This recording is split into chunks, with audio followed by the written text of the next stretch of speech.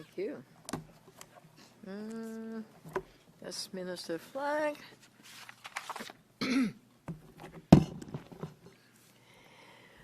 Well, good afternoon. It's a great afternoon. It's wonderful to be here with Premier Ford and Minister Flack. I hear that the Premier had a great ride over on his bicycle. In fact, it was a tandem bike with Minister Flack on the back, right? Okay, I'm glad you arrived safely. Now, the Premier and I may have different politics, but we have always put politics aside to protect the people of Toronto and Ontario. Today's announcement of 199,200 will help the city build new homes next year. I want to thank Premier Ford for his trust in me, so together we can build a city with more affordable homes. I came to Canada, to Toronto, as a teenager.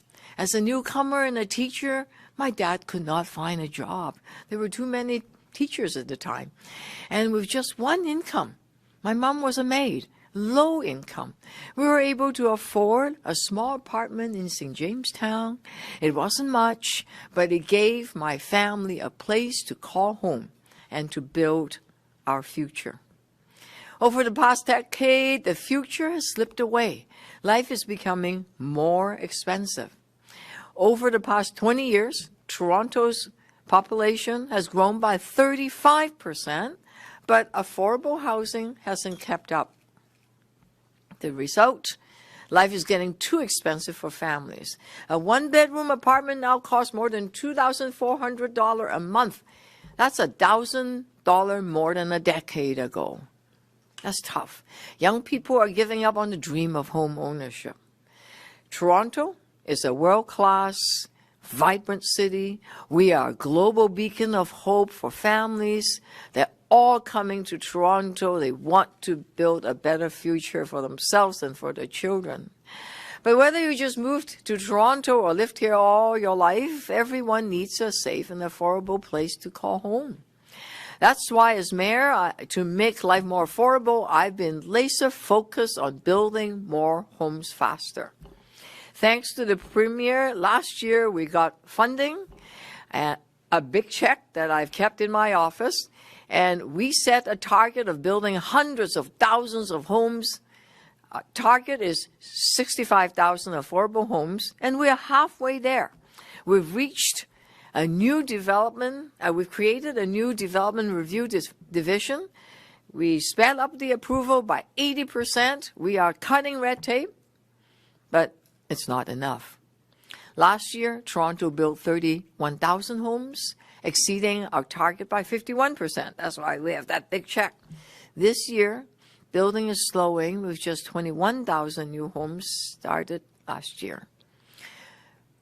But we know more than 300,000 units have been approved. They're just sitting there in the pipeline. But with interest rate high, inflation, home builders can't afford to build. The math doesn't work for them.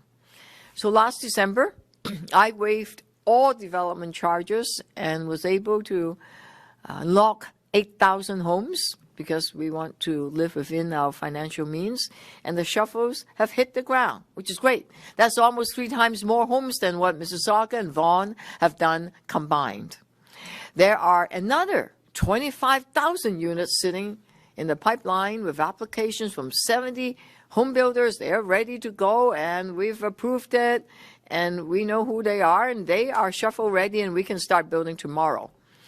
We're very encouraged to hear from Prime Minister Mark Carney that he's going to cut development charges by 50%. He's making building affordable housing a priority and will make municipalities whole.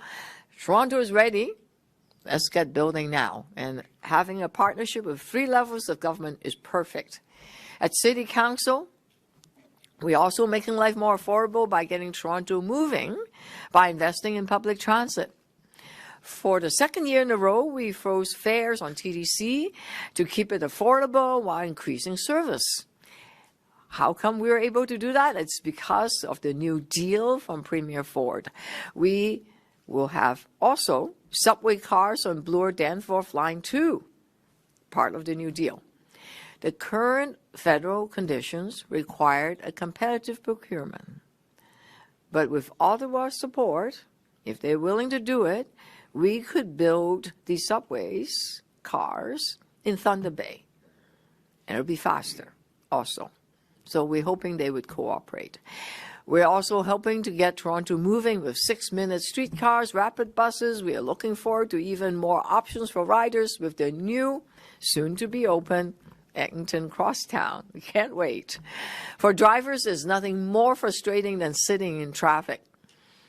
And occasionally I hear from the premiers that, we are stuck in traffic. Well, that is why we are tackling congestion with 100 new traffic agents to direct traffic and to prevent bad drivers from illegally blocking the intersection. We are coordinating and speeding up construction and moving it off the main street whenever possible.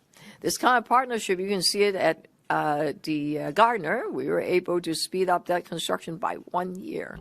This is what partnership is about. Finally, with inflation and now President Trump's trade war, the cost of groceries have simply become too expensive.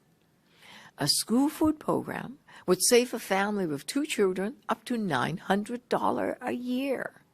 That's why we're expanding school food to save families money and make sure every child gets a mid-morning snack.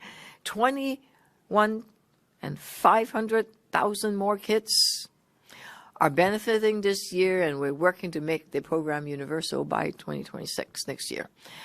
Since Toronto can both purchase food, local food, and make life more affordable for families, it's good for the farmers too. We're doing our part to keep families and children from having to use food banks or go hungry. So we look forward to working with the federal and the provincial government to expand the school food program. Finally, once again, I want to thank Premier Ford and his caucus, his team, for his support. With the New Deal, a year and a half ago, Toronto received the much-needed funds to build more homes. With this big check, we can build even more. We are able to get Toronto moving through public transit investment, and together we are creating a safer, more affordable city. So thank you, Premier Ford, for this excellent partnership. Thank you. And joining us next is Minister Flack. Thanks, Mary. Well, thank you, Mayor, and great to be here, folks, for this good news. And no, we didn't take a double-decker bike here. We didn't take a bus, so we didn't take it. We got some strong arms here, and we carried this heavy check, which is going to be the biggest we hand out in the province. So thank you for being here, and thank you, Mayor Chow. We have shared the podium a few times now on housing things, agricultural things. It's always great to be in Toronto and be with you. As you know, our government has ambitious goals to build more homes faster, right across this province, faster and smarter, and we are privileged to have you, Toronto, as a partner, so thank you very much. It is wonderful to be here today alongside my colleagues. Minister Thanalaskalum could not be here. He brings his best wishes. PA Aris Babikian, PA Michelle Cooper, PA Mohammed Fern, and PA David Smith. Thank you for being with us, folks. Always great to have you part of these great good news stories. And of course, great to be here with the greatest premier I've ever served under. I always tease him. He's the only one I've ever served under. But it's great that he can be here. We all know that we are in the midst of a housing crisis. I don't think that's any secret. Our population has grown significantly, and housing starts have not kept pace. As an aside, when I was in high school, the population of this province was about 7.5 to 8 million people. It's now 16 million people. We have not kept pace, and everyone knows that. So as a result, costs have risen, as the mayor has pointed out, where families and first-time home buyers and seniors are being priced out of the market we live in. Our government recognizes that this has to change. That is why we introduced the $1.2 billion Building Faster Fund in 2023 to incent our cities and towns to build. Municipalities who meet at least 80% of their housing target are rewarded with funding to help them build needed infrastructure. Because without this infrastructure, homes do not get built. Because we recognize that you cannot build homes without water access, roads, sidewalks, sewer systems, and much more. And folks, we're not just stopping there. Just yesterday, Bill 17, the Protect Ontario by Building Faster and Smarter Act, received royal assent. It's a very comprehensive piece of legislation that will increase certainty for home builders and reduce the time it takes to get shovels in the ground. It's a significant step in the right direction, creating the conditions home builders need to do what they do best. And this is important to point out, do what they do best, and that's build the homes we need. It takes too long, and it costs too much in this province, in this country, to build homes. And we're changing that under the leadership of Premier Ford. Our goal is simple, to ensure more people can own their own piece of Ontario. It's the quintessential Ontario and Canadian dream. Alongside my colleagues, industry and municipal partners like Mayor Chow, we will make the dream of home ownership come true for thousands of Ontario families. We know that building more homes means building better lives, stronger communities, and a brighter future for the people of this province. Thank you very much. I'd now like to turn the podium over again to the greatest Premier I've ever served under, Premier Doug Ford. You're good, buddy. Oh, well, first of all, good afternoon, everyone. And it's great to be back here at City Hall and standing alongside the great Mayor of Toronto, Mayor Chow. Thank you for your partnership and your friendship. Along with Minister Flack, you just heard him, when this province, when he was going to school 90 years ago, it was only 7 million people. So you got well, okay, well, it's been about 90 years since then, but anyways, and PAs, Aris Babikian, Michelle Cooper, Mohammed Friend, and David Smith. Mayor Chow, thank you for your continued partnership. You're helping us protect Ontario by keeping our economy strong and make Toronto and Ontario an even better place to live, work, and raise a family.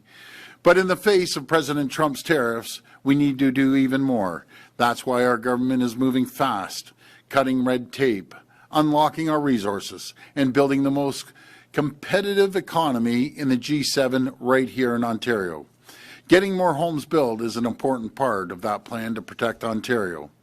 That's why our government is investing in infrastructure, with more than $200 billion to build new roads, highways, hospitals, schools, and other infrastructure.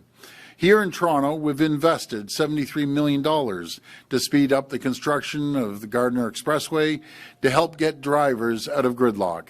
And I'm proud to say that because of our investment, construction will now be finished in 2026, 15 months ahead of schedule. And thank you, Mayor, for that partnership. That was a great idea. We're also investing more than $60 billion in transit projects, including the Ontario Line, the Yonge North Subway Extension, the Scarborough Subway Extension, and the Eglinton Crosstown West, and the Finch West LRT. And Aris and Dave Smith, Mayor, from Scarborough. We got to complete that Shepherd Line too to get that connection from the end of the line, the Shepherd Line, and connect it over to McCowan. That's going to be our next project. And through our new deal with Toronto, we're providing historic support for the city by uploading the Gardiner Expressway and the Don Valley Parkway to the province. We're also providing $758 million to purchase 2 new subway cars for Line 2 in partnership with the city and the federal government. With President Trump's tariffs taking direct aim at our workers, I firmly believe these subway cars should be built here in Ontario by Ontario workers.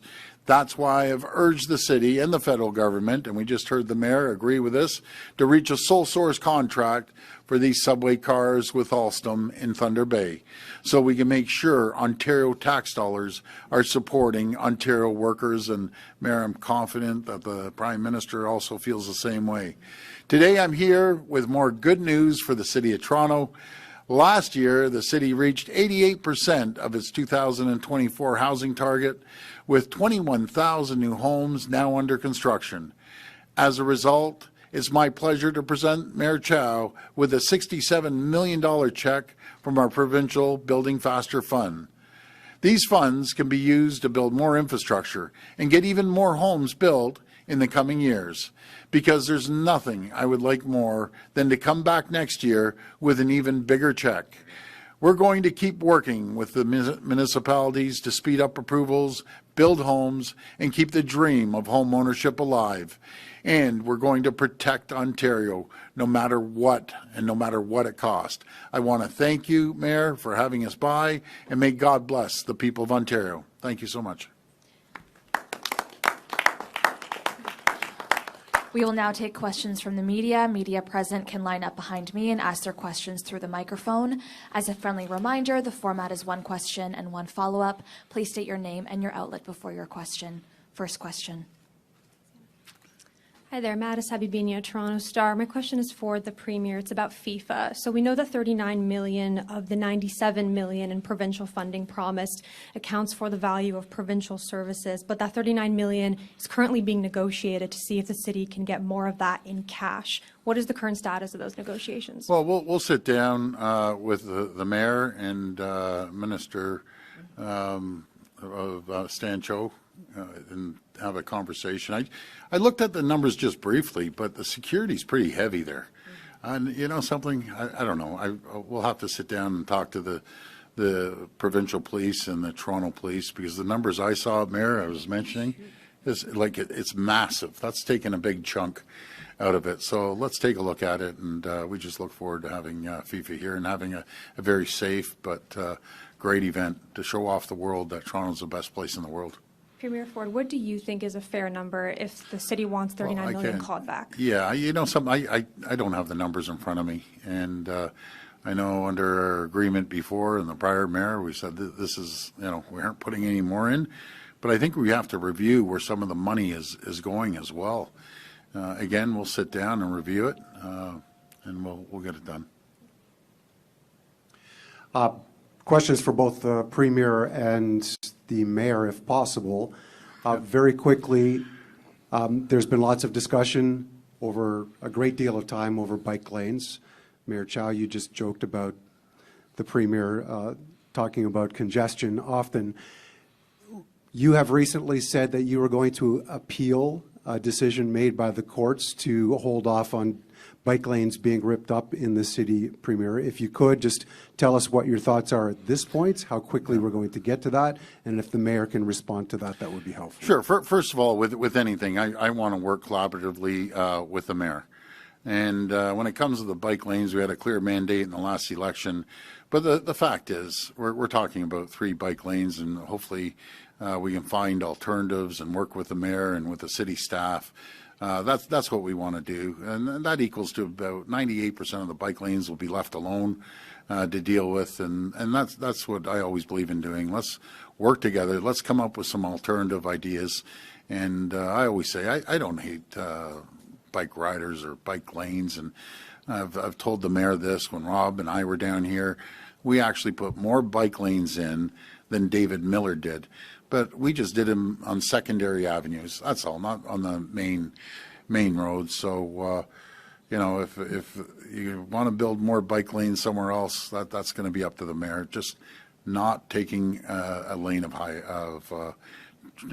car lanes out. That's all. So I'll hand it over to the Mayor.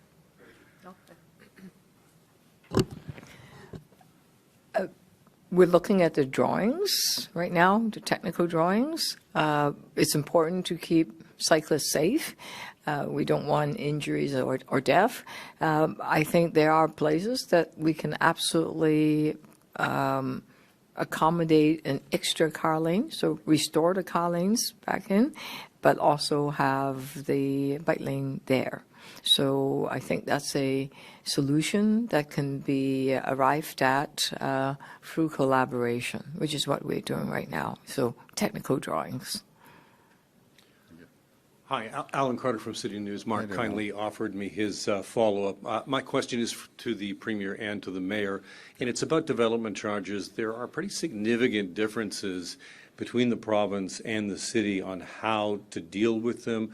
what strings should be attached to being able to eliminate them. Perhaps, Premier, you could explain why the provincial idea is superior to the Toronto model, and then if the mayor could respond. Thank you.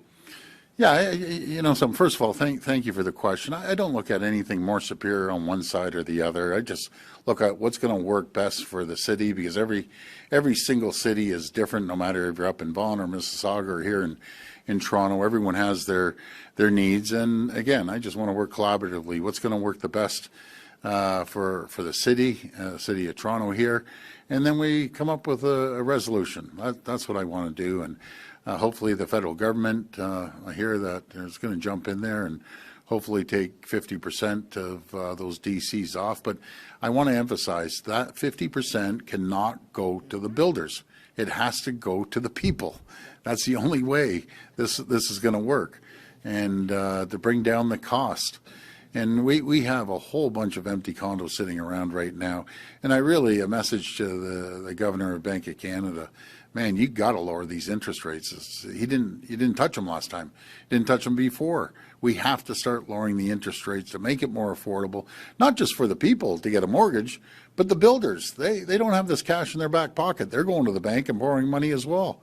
So if we can drop these interest rates, it's going to make it more affordable to build, more affordable to buy, and that's one of the steps that we have to do.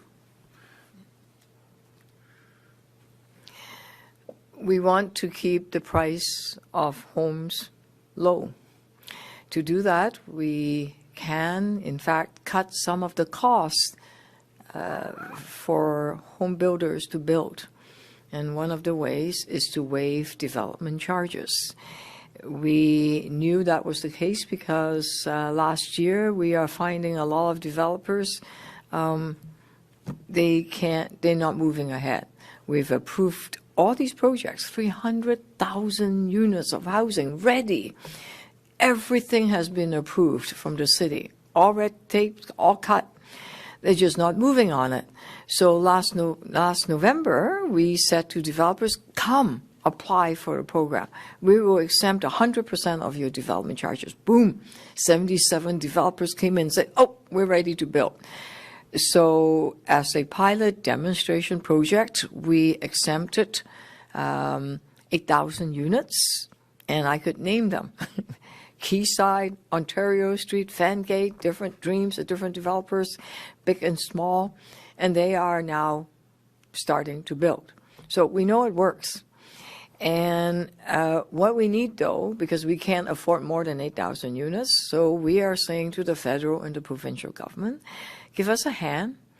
This is not free cash for anybody. It basically lowered the cost to build, but the cities still need that money to build roads, sewage, maybe a park here and there. So we still need that infrastructure fund. So we need a rebate or whatever kind of program. And I'm very encouraged to see that both the provincial and the federal government, Premier Ford and Prime Minister Carney said, yes, we want to lower development charges, whether it's 50% or whatever percentage. We are now working out the details because the rubber usually hits the road when we talk about how much funding would be supported. So that's where it's at. It's negotiation, and we hope to immediately say yes, because there are developments. You will see it at City Council in about a week and a half. We are naming all the projects that are ready. You will see the application. We can name the location, how many units, how much it would cost. In fact, I know how much they are. So I don't think the approach is different. The question is how much contribution can each level of government provide. The city have put all our money into the first 8,000. Be lovely to be able to do a lot more.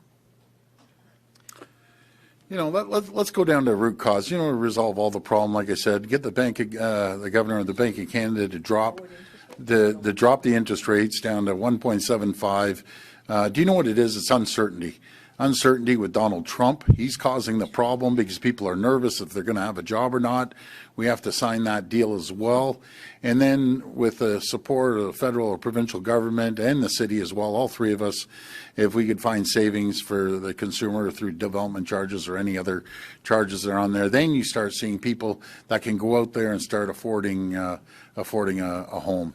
That's key. If that happens, you'll see the market take off, and people start having confidence again in having a job and making sure that they can pay the bills and pay a mortgage. That's really what it comes down to. Simple as that. And hopefully, Prime Minister can strike a deal with President Trump very shortly. Hi, Premier Jeff Gray, Globe and Mail. Hi, I wanted to Jeff. ask about, we're just learning about the interprovincial trade bill coming from Prime Minister Carney. Yes. I don't know if you've had time to look at that. It seems to talk about federal provincial standards for things like, for example, organic food would be recognized across the country. Yeah. There's also labor mobility. Is this enough? It's not a very long piece of legislation. Is it enough to really make all the changes that we need? Well, thanks for that question, Jeff. Yeah, we as a province, we're the only province that pulled out 100% of the exceptions. And a few of them aren't going as far, but I think it's still good that we've signed 6 agreements across the country, and we're going to hopefully sign one with Quebec and BC, and then the 3 territories in Newfoundland, and then we'll be able to have a free flow of goods and services right across our province. But I know their goal is going to be July the 1st. And hopefully we'll get everyone signed up before July the 1st. But this is a good thing. $200 billion back into our economy, increase the GDP by, 5-6%. That really helps everyone. People, do you know what's amazing, Jeff? 98% of the people didn't even know we can't ship a bottle of wine from one province to the other. So now everyone, realizes how important this is. I've been to purchase beer in Quebec, Premier, so I know all about those problems. I wanted to ask you about the other thing that's come out of the federal government today, which is the major projects bill. It has a lot of detail in there about how this will work, the criteria, First Nations involvement. I wanted your reaction to that, and are there any lessons there for you looking at Bill 5 as you flesh that out with regulations? Are you looking to emulate some of those details and the processes that he's maintaining? Yeah, Jeff, I apologize. I haven't seen it yet, but I think he's going down the right path. And as for Bill 5, I think it's going to be the greatest bill for the First Nations communities.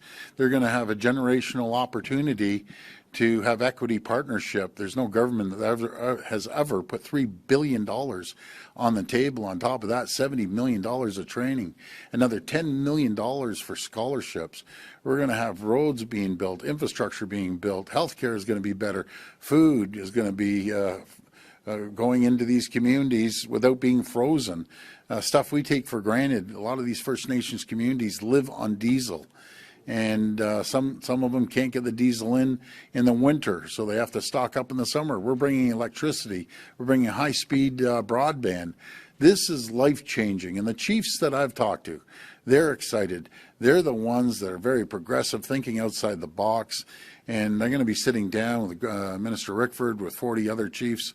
I believe it's next week. I can't wait to sit down and tell them the opportunities they're going to have. But I'll tell you one thing, we aren't going to sit around and wait 15 years to get a permit done. Well, the U.S. is eating our lunch. Australia is eating our lunch. We're the slowest in the world on getting permits. Unacceptable. We're going to work collaboratively with First Nations communities and get this done as quickly as possible. They're going to prosper, and their children are going to have a better life, as one chief said, than they had growing up. And that's our goal, to help the communities, not hurt anyone. Hi, Premier. Siobhan Morris, CTV News. Hi, Siobhan. Some of the determining factors for those key projects we do have from the federal government. So they say that they should be projects that contribute to Canada's autonomy, resilience, and security, provide economic and other benefits to Canada, have a high likelihood of successful execution, advance the interests of Indigenous peoples, and contributes to clean growth and to Canada's objectives with respect to climate change. Can you, knowing all that those are some of the factors on the list, make me the pitch about why the 401 tunnel fits into that? Well, because it's costing us $25 billion a year in lost productivity and slowing down our economy. It's at full capacity, the 401 right now, busiest highway in North America. And you got to be a visionary. And my favorite line is, just because it hasn't been done, it doesn't mean it can't be done. As I use an example of the subway 7 years ago or 6 years ago, when I came in and I said, we're going to build the largest transit project in North America. Well, you had the opposition, criticizing everything. Look where we're at now. We're actually moving forward. Things are getting done. We're building transit. You can't think of just next year. You have to think of a generation or 2 generations, 50 years down the road. And I go back to the 50s when the Blue River Viaduct and one of the people in the works department here should read this story. It's very interesting. He said, let's put a rail on there. And that was before the subways. And everyone criticized him. Well, thank God they put the rail on there. This is the exact same thing. We're going to get people moving. We're building that tunnel. And at a future date, we'll even put transit right down the middle of the 401. But it's the 401's, I don't even have to sell this. 401's a nightmare. You can't even get around this city. And then outside the city, when you start going west and then you start going east, it's jammed everywhere. So it's jammed because the visionaries that built the highway should have thought of this 40, 50 years ago. But we're visionaries. We're getting it done, and we're going to build that tunnel as sure as I'm talking to you today. And it's going to create employment. And hopefully that landfill, we could do something with that landfill rather than, spewing out emissions all the way up north somewhere and dropping it down and costing twice as much. This whole waterfront was built on landfill. Let's collectively come up with a great idea where to put that landfill that would create a beautiful park or something. Not for homes, but something beautiful out there. But hauling it way up north, that's the craziest thing I've ever seen.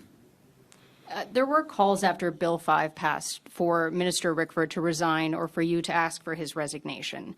Is that something you would contemplate, or how do you continue to build relationships when there's some Indigenous leaders who said they won't sit across from him now? Well, that's fine. I love Minister Rickford, and the amount of work he has done for the Indigenous communities is staggering. I've heard it from the chiefs. With all the chiefs, with anyone, it doesn't matter if you're Indigenous or if you aren't Indigenous, you're going to have a hardcore group and a little bit of politics, as you know, with the NDP MPP stirring it up. But there's going to be a group that doesn't want anything done. Well, good. Don't do it then. There's going to be another group in the middle that says, boy, let's see what happens. And then there's the progressive group that's saying, let's get it done, like, Chief Sonny from Maryland and Webequay and Martin Falls. And there's a whole bunch of others that are saying, I'm going to be prosperous. I'm going to make sure I have an equity partner in our electricity generation grid that we're setting up there. I'm going to make sure I'm getting a new community center and a hockey arena. And I'm going to be thriving and prospering. I can assure you, the ones that are in the middle are going to look at their neighbors down the street, per se, and say, boy, the Joneses are prospering. What are they doing? They're going to come on board real quick.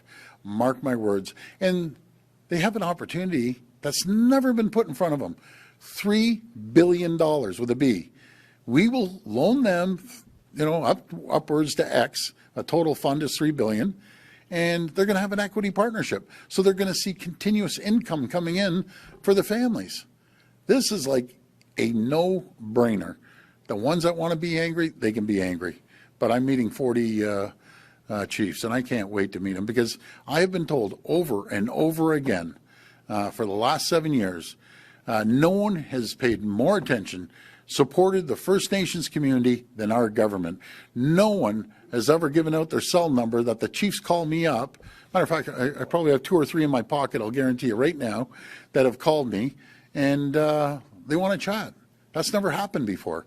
And I have a phenomenal working relationship with vast majority of First Nations community.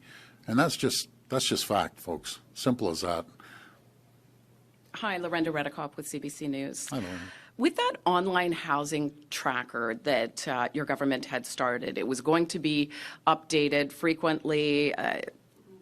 part of, adding transparency, but it hasn't been updated since last October. We have seen a provincial document from months after that, saying that all housing data at that point has been received and finalized by ministry staff. So why are you holding back on the data? If I could hear from you and the minister. Well, I'm not holding back on anything. Thank you for that, because, you guys give me some great questions, and then I'm like a dog on a bone after this press conference to find out. So thank you for the help. It's like a million different moving parts. Okay, Minister, there you go. You got to answer the question. The old famous words, I'll get back to you with the numbers, but I can tell you housing starts are down. We know that. There's a crisis, a major crisis in this country. We're going to hand out some nice Building Faster Fund checks, not as many and not for as much this year as we did last year. That's why we came up with Bill 17, to create the conditions to build more homes faster. I'll come back to the DCs. Premier, as you talked about earlier, the other thing we did is we've deferred DCs until occupancy, which is going to create cash flow opportunities for home builders to build homes. We've reduced or eliminated DCs on long-term care homes, which is going to help us get that 36 to 40,000 new long-term care beds in the province. We know the numbers are down, but if we don't make the changes like we did in Bill 17, we're never going to hit our targets. Well, could you just explain, why aren't you showing what each municipality is building? I'll have to get back to you, I promise. Okay, Lorenda? Sure, thanks. Thank you. And then with that housing tracker, it is mostly a sea of red. It's from last October. Toronto's one of the red ones. It wasn't set to meet the target, but did make it over that 80%. There are a lot of municipalities that are way below there. Is there some sort of plan, given that you said, there are a lot of different conditions now? Are there plans to still give some municipalities their Building Faster Fund money, even if they're below that 80%? So like last year, Lorenda, what we didn't hand out the full $400 million. I think it was $238 million. The delta, the difference, went into the Housing Enabling Water Fund. We'll be doing the same this year. So the funds are still going to be there. Municipalities can apply with good projects that help get shovels in the ground. So that's what we're going to do this year as well. Okay? Still have to, as I mentioned earlier, we have to create the climate and the conditions for people to feel comfortable and certain that they have a job, they'll be able to pay their mortgage. The interest rates have to come down. And matter of fact, I'm going to be on the governor like 800-pound gorilla now, because he's affecting the housing market. And honestly, Donald Trump's affecting the housing market. So let's try to get a deal as quickly as possible. Let's get these interest rates down. And that's the root cause. That's what it comes down to. And then the housing market will start taking off real quick. But at least we'll have the supply ready and the builders with the permits ready. Hi there, Mirna Djukic for Radio-Canada. I wonder if you have the updated numbers about how many cities do meet target this year, because, well, for 2024, because in 2023 it was less than half. So is it going to be worse this year? I'll pass it over to the minister, but let me describe this right here. It's like anything. You have certain mayors in certain towns and cities that absolutely refuse to build. They aren't building a doghouse. They aren't building a garage. And we all know it. And the builders. If I had 20 builders, they would go bang, bang, bang, bang. These are the cities. And then you have great cities and great mayors like Mayor Chow here that's saying, we're going to build. We're going to build as quickly as possible because we need the housing. So that's the way the system's working. And some are building and some absolutely refuse to build. I've been through this. So we're going to work with the ones that want to build. They're going to get the money. The other ones aren't going to get the money, and so be it. As I said earlier, there's not as many this year as last year.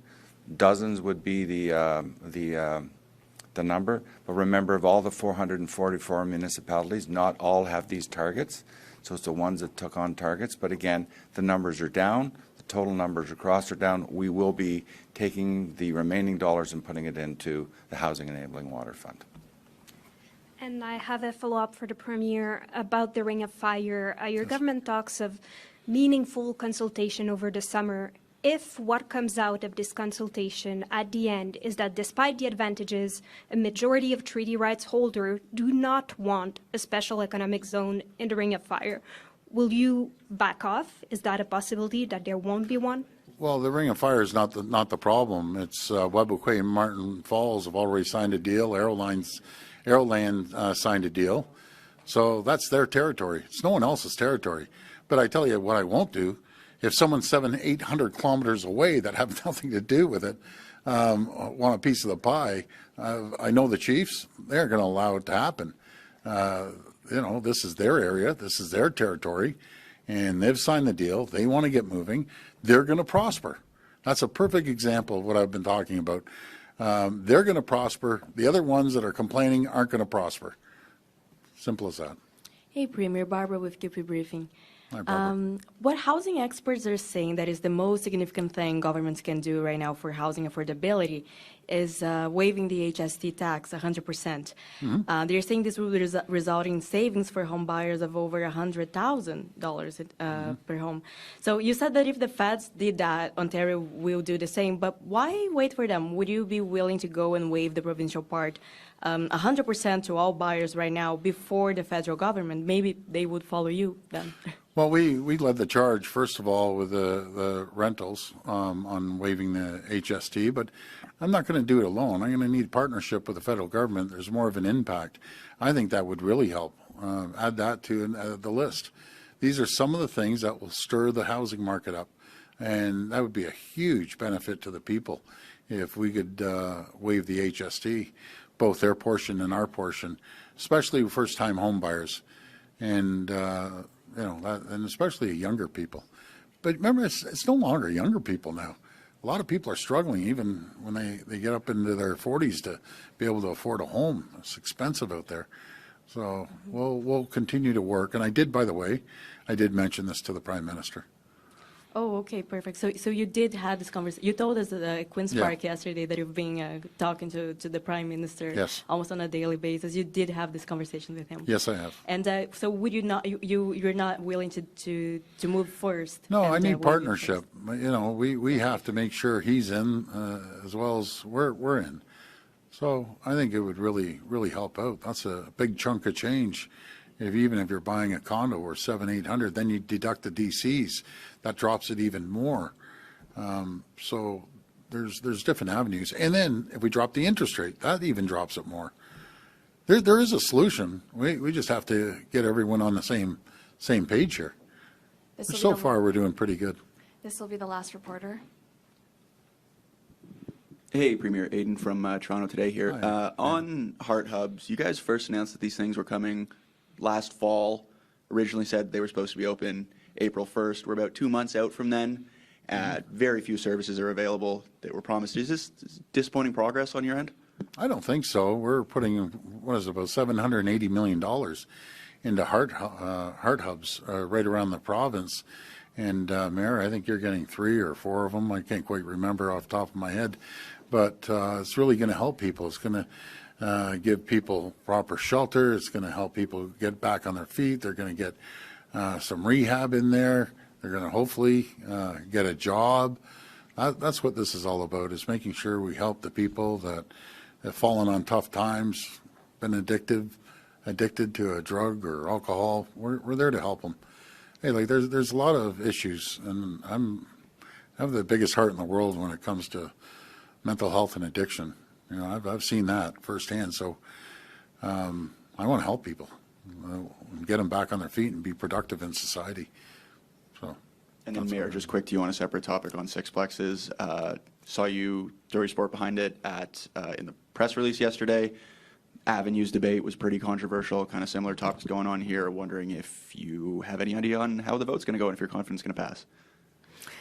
Well, the federal Housing Accelerator funds said that we need to build in the missing middle. The missing middle means that, in their definition, building higher buildings on Avenue and more units in some of the residential areas. We have a housing crisis in front of us. When the issue of avenue discussion and how tall the building, should it be 9-story, 12 stories, that conversation, yes, there are councillors that did not want the density. There are other councillors that welcome it. But unless we fulfill the conditions set out by the federal housing accelerator funds, we would not be able to receive the funds. We made a deal that we would receive $117 million, which is the 2023-24 allocations, and on the condition that we approve higher density. So that is why you see in the City of Toronto coming up a debate about sixplex, and there was a debate about Avenue. I noticed that the Parliamentary Secretary of Housing and Infrastructure is none other than former Deputy Mayor Jennifer McAuliffe. So she understands the challenges sometimes getting through proposals through City Council. We'll do our best to have higher density, but democracy, whether it will come through council, I'm not sure. We'll hear from the councillors, we'll hear from the local residents, and we'll make decisions. But at the end of the day, we have a housing crisis. We need to build, whether through deferring development charges, exempting development charges, building the missing middle. We need to build a lot of housing, especially affordable housing. Well, again, thank you so much, Mayor. The good news story, and I think the world of the Mayor. We get along very, very well. We may have some differences once in a while, but that gets solved every time I go over and I take her out for a bike ride on Saturday, Sunday mornings. We take a roam around, but no, yeah, on the tandem bike. But there's no secret. Everyone knows I love the Mayor because she's genuine. Well, you know what I love about the Mayor? She speaks from the heart. There's no hiding anything, no this, that, no games. She just tells it the way it is. And we always come up with a solution. And here's the best solution is $67 million to help the city. And Mayor, anything you need, you feel free. We talk frequently, and we'll get through this. We'll get moving and get back on the housing and increasing the availability. But those are 3 or 4 things that I mentioned in the press conference that would really, really help. And we'll be all over it. But it's great when everyone works collaboratively together. So thank you, everyone. Have a great weekend, and we'll keep working hard. Okay, thank you, and God bless. That concludes our press conference. Thank you. 67 million. Woo-hoo. That's the most expensive hug I've ever gotten in my life. $67 million. $67 million bucks. That's good.